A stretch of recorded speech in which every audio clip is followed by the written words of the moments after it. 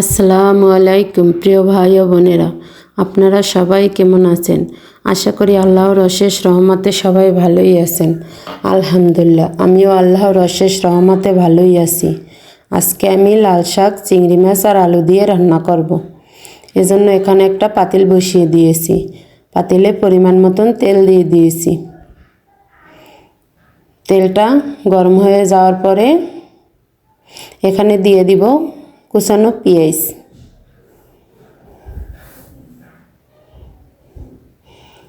পেঁয়াজ কুচি দিয়ে কিছুক্ষণ ভেজে নিব। তারপরে দিয়ে দিব কাঁচামরিচ। কাঁচামরিচ দিয়ে কিছুক্ষণ নেড়ে চেড়ে মিশিয়ে নেব।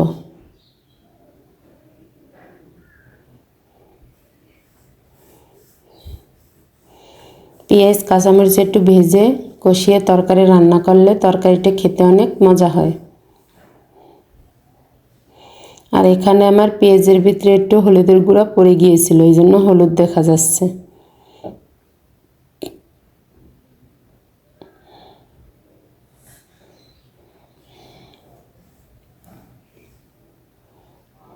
তারপরে এখানে দিয়ে দেব স্বাদ মতন লবণ।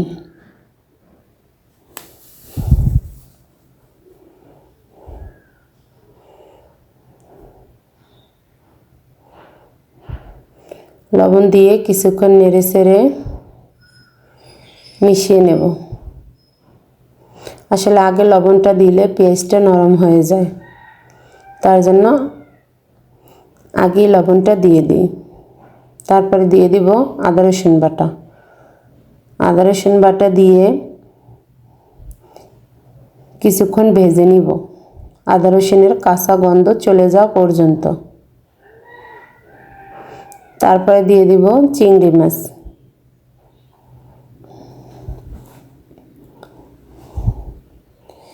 চিংড়ি মাছটা কিছুক্ষণ কষিয়ে নেব।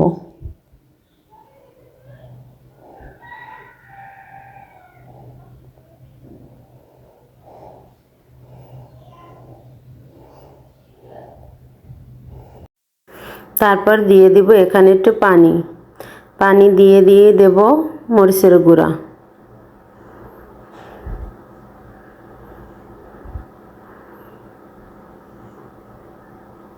তারপরে দেব হলুদের গুঁড়া, দিয়ে ভালো করে কষিয়ে নেব। দিয়ে এখন ভালো করে কষিয়ে নেব।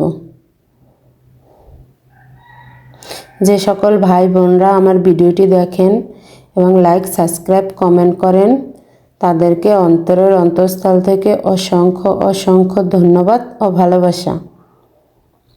তারপরে এখানে দিয়ে দিলাম আলু। আলু দিয়ে আমি একবারে শুকনো শুকনো করে কষিয়ে নেব, কারণ আলুটা আগেই দিয়ে দিলাম। কষাতে মশলা আর আলু কষাতে কষাতে আলুটা সিদ্ধ হয়ে যাবে। যেহেতু শাক সিদ্ধ হতে বেশি টাইম লাগে না, তার জন্য আলুটা আমি আগে একটু সিদ্ধ করে নিব।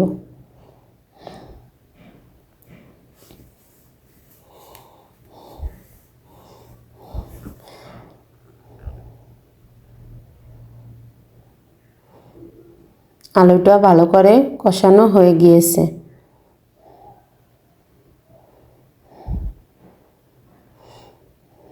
এখন এখানে আমি অল্প একটু পানি দিয়ে দিব, যাতে শাকটা দেওয়ার সাথে সাথে তো আর পানি ছাড়বে না, নিচ দিয়ে যাতে পোড়া না লাগে।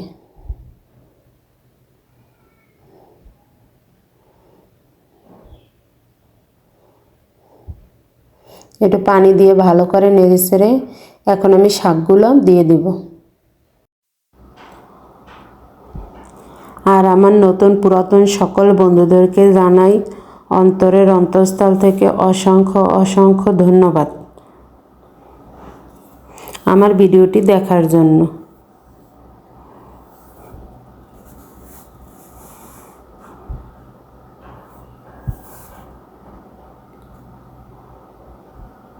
আর অনেক ভাই বোনরা আছেন ভিডিওটি দেখেন কিন্তু একটা লাইক দিতে ভুলে যান।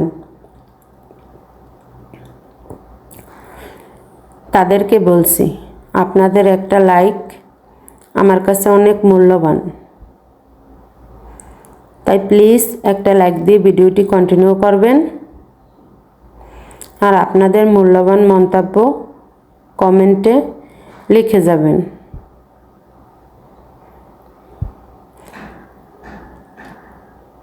আমার রান্নাবান্না আপনাদের কাছে কেমন লাগে কমেন্টে লিখে যাবেন।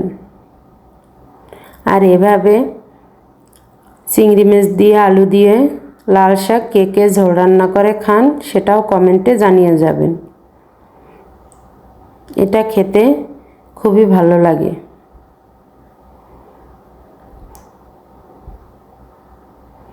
তারপরে দেখুন শাকগুলো আমি ঠেসে ঠেসে পাতিলের ভিতর দিয়ে দিলাম।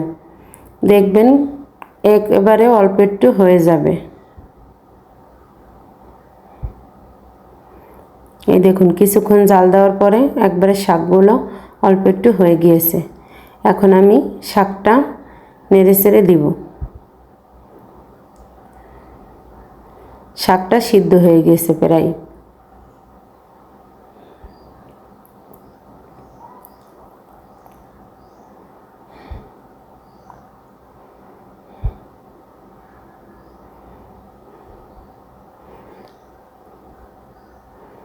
আলু শাক সিদ্ধ হয়ে গিয়েছে, কিন্তু আমি আর একটু ঝোল রাখবো দেখে এখন একটু পানি দিয়ে কিছুক্ষণ জাল দিয়ে নেব।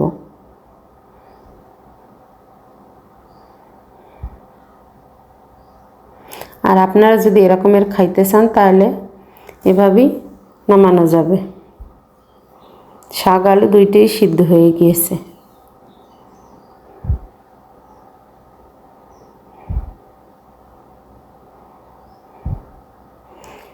আর আমার ভিডিওটি যদি কোনো অংশ আপনাদের কাছে ভালো লেগে থাকে তাহলে চাইলে আমার চ্যানেলটি সাবস্ক্রাইব করে অল বাটনটি বাজিয়ে দিতে পারেন। আমি কোনো ভিডিও ছাড়ার সঙ্গে সঙ্গে আপনাদের কাছে নোটিফিকেশন চলে যাবে। আপনারা আপনাদের সময় সুযোগ মতন দেখে নিতে পারবেন।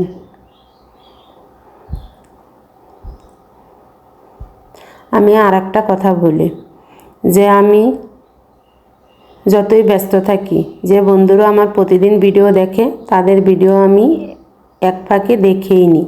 তাতে আমি ভিডিও ছাড়ার সময় না পেলেও, আমি অসুস্থ থাকলেও এটা আমার পুরাতন বন্ধুরা খুব ভালো করেই জানে। এই দেখুন মাশাআল্লাহ আমার শাকটা কতটা সুন্দর হয়েছে ও লোভনীয় হয়েছে। এটা খেতে দারুণ মজা ছিল। আজকে আমার রান্নাবান্না শেষ।